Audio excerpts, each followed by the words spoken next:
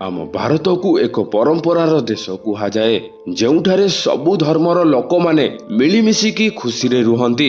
ମନ୍ଦିର ହେଉ ଅବା ମସଜିଦ ହେଉ ଅବା ମକବରା ଯାହା ସବୁ ଆପଣଙ୍କୁ ଭାରତରେ ଦେଖିବାକୁ ମିଳିବ ତାହା ଅନ୍ୟ କେଉଁଠାରେ ମଧ୍ୟ ଦେଖିବାକୁ ମିଳିବ ନାହିଁ। ଆଜି ଆପଣ ଏହି ଭିଡିଓରେ ଭାରତର ଏମିତି ଏକ ଐତିହାସିକ ଏବଂ ରହସ୍ୟମୟ ମନ୍ଦିର ବିଷୟରେ ଜାଣିବେ ଯେଉଁଠାରେ କୌଣସି ମୂର୍ତ୍ତି ନୁହେଁ ବରଂ ସ୍ୱୟଂ ଭଗବାନ ବିରାଜମାନ ହୋଇଛନ୍ତି। ଯେଉଁଠାରେ କୌଣସି ପଥରର ମୂର୍ତ୍ତି ନାହିଁ, ଯଦି ଅଛି ତାହେଲେ କେବଳ ଜୀବିତ ଭଗବାନଙ୍କର, ଯାହାଙ୍କୁ ଗରମ ଲାଗେ ଓ ତାଙ୍କ ଦେହରୁ ଝାଳ ମଧ୍ୟ ବହେ ଏବଂ ତାଙ୍କ ପାଇଁ ଫ୍ୟାନ୍ର ମଧ୍ୟ ବ୍ୟବସ୍ଥା ଅଛି। ଆଉ ସେହି ମନ୍ଦିରଟି ଦୁନିଆର ଧନୀ ମନ୍ଦିର ମାନଙ୍କ ମଧ୍ୟରୁ ଗୋଟେ ଅଟେ ଏବଂ ଏହି ମନ୍ଦିର ପାଖରେ ଫିକ୍ସ ଡିପୋଜିଟରେ ହିଁ ଏତିକି ଟଙ୍କା ଅଛି ଯେ ଯାହାର କେବଳ ସୁଧ ଟଙ୍କାରେ ହିଁ ବର୍ଷକୁ ପ୍ରାୟ 800 କୋଟି ଟଙ୍କାର ରୋଜଗାର ହୋଇଯାଏ।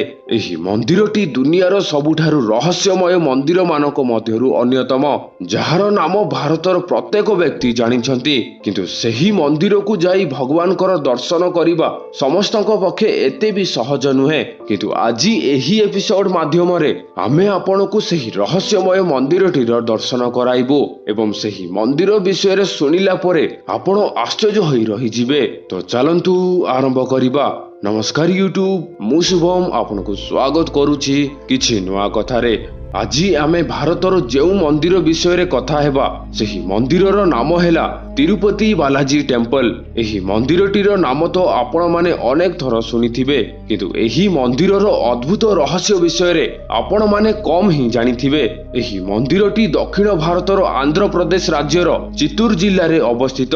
ଦକ୍ଷିଣ ଭାରତରେ ଅନେକ ପ୍ରସିଦ୍ଧ ମନ୍ଦିର ଅଛି, କିନ୍ତୁ ସେମାନଙ୍କ ମଧ୍ୟରୁ ତିରୁପତି ବାଲାଜୀ ମନ୍ଦିର ବିଶ୍ୱ ପ୍ରସିଦ୍ଧ ଅଟେ।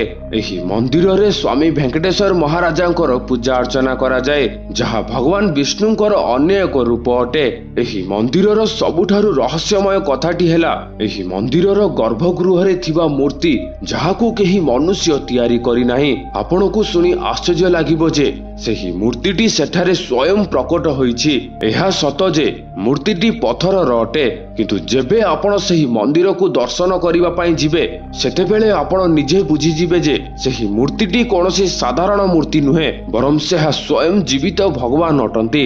ଆଉ ଏଥିପାଇଁ ପୂଜାରୀ ମାନେ ସେଠାରେ ସ୍ୱାମୀ ଭେଙ୍କଟେଶ୍ୱର ମହାରାଜାଙ୍କର ଦେହରେ ଚନ୍ଦନ ଲଗାନ୍ତି।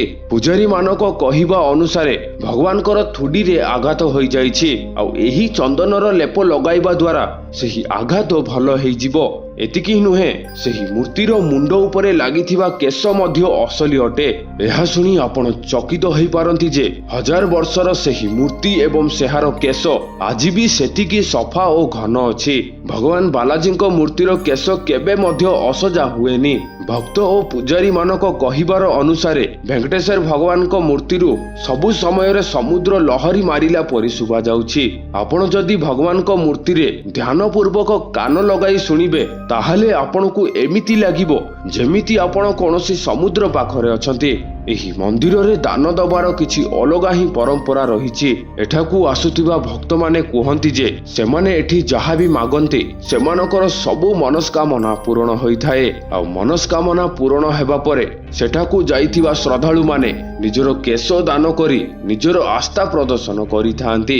ଆପଣ ଏହା ଜାଣିବା ପରେ ଆଶ୍ଚର୍ଯ୍ୟ ହୋଇପାରନ୍ତି ଯେ ଏଠାରେ ପ୍ରତିଦିନ ପ୍ରାୟ 20,000ରୁ ବି ଅଧିକ ଭକ୍ତ ନିଜର ବାଳ ଦାନ କରନ୍ତି। ଆଉ ଏହା ବ୍ୟତୀତ ଭକ୍ତମାନେ ନିଜର ଶ୍ରଦ୍ଧା ଅନୁସାରେ ଟଙ୍କା, ସୁନା, ରୂପା ଆଦି ଦାନ କରିଥାନ୍ତି।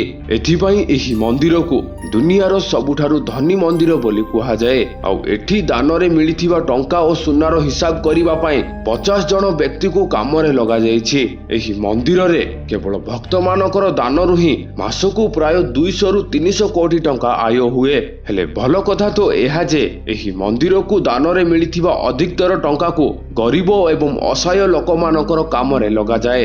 ଆପଣଙ୍କୁ ଏହା ମଧ୍ୟ ଜଣାଇଦେବୁ ଯେ ଯେତେବେଳେ କରୋନା ମହାମାରୀ ଯୋଗୁଁ ସାରା ଦେଶରେ ଲକଡାଉନ ଲାଗିଥିଲା ସେବେ ତିରୁପତି ବାଲାଜୀ ମନ୍ଦିରର ଫିକ୍ସ ଡିପୋଜିଟରେ ହିଁ ଏତେ ଟଙ୍କା ଥିଲା ଯେ ସେଥିର କେବଳ ସୁଧ ଟଙ୍କାରେ ହିଁ ସେଠି କାମ କରୁଥିବା 3,000 କର୍ମଚାରୀ ମାନଙ୍କୁ 3 ମାସର ଦରମା ସହିତ ପେନସନ ମଧ୍ୟ ଏକ ସାଥିରେ ଦିଆଯାଇଥିଲା। ଏଥିରୁ ଆପଣ ଅନୁମାନ ଲଗାଇ ପାରୁଥିବେ ଯେ तिरुपति बालाजी मंदिर को कहीं दुनियार सबुठारु धनी मंदिर कुहाजाए। जदि आपण केबे तिरुपति बालाजी मंदिर को जाइथिबे ताहले आपण मेन गेट रो डाहाण पार्श्वरे एक बाड़ी थिबार देखिथिबे। कोन आपण विश्वास करिवे सेही बाड़ी रे ही तिरुपति बालाजी को मां तांको पिला बेले मारिथिले, सेथिपाई तांको थोड़ी फाटी जाइथिला। आ एही कारणरू आज पर्यंत बालाजी को मूर्ति रे सबु शुक्रवार दिन चंदन लगा जाउछि, जहा द्वारा माड़ ठीक हेइ जिवो। आ एहा एबे एक परंपरा पालटि जाइछि। आपनको एहा मध्य आश्चर्य करि पारे जे भगवान को आराम रे रखिबा पाई पूरा मंदिर वातावरण को बहुत ठंडा रखा जाए, किंतु एहा परे मध्य बालाजी भगवान को बहुत गरम लागे, जहा फल रे बेले बेले तांको देहरु झाल टपा पड़िबार देखा जाई थाए। तांको मुंडो ओ पिठी सबु बेले झाल रे ओदा होई की रही थाए और सेथि पई पुजारी माने बारंबार स्वामी बालाजी को शरीर रु झाल को मध्य पोछंती। एही मंदिरटी जेतिकी रहस्यमय अटे सेतिकी ही रहस्यमय भावरे भगवान तिरुपति बालाजी पूजा करा जाए। प्रतिदिन भगवान को तले धोती और ऊपर साड़ी पिंधे सजा जाए। पुजारी माने मानुछंती जे बालाजी शरीर रे ही मां लक्ष्मी को मध्य आस्थाना रहिछि। आउ एथिपाई एही प्रकारर सजबाज करी पूजा करा जाए। देखिबाकू गले तो भगवान तिरुपति बालाजी विष्णुंकर गोटे रूप अटंती, किंतु भगवान बालाजी हृदय रे माता लक्ष्मी विराजमान होइथांती। एहा सेतेबेले जणा पड़िथाए जेबे प्रत्येक गुरुवार दिन बालाजी भगवान को पूजा करिबा बेले ताको देहरे चंदनर लेप दिया जाए। आउ पूजा सरिबा परे जेबे चंदनर लेप को बाहर करा जाए सेतेबेले बालाजी भगवान को हृदय ऊपर श्री लक्ष्मी को छवि देखा जाए। हिंदू धर्मर पूजारे तुलसी पत्र को बहुत पवित्र माना जाए, किंतु तुलसी पत्र भगवान विष्णुंकर टिके अधिक प्रिय अटे। एथिपाई तिरुपति बालाजी मंदिर रे तुलसी पत्रर अधिक पूजा करा जाए।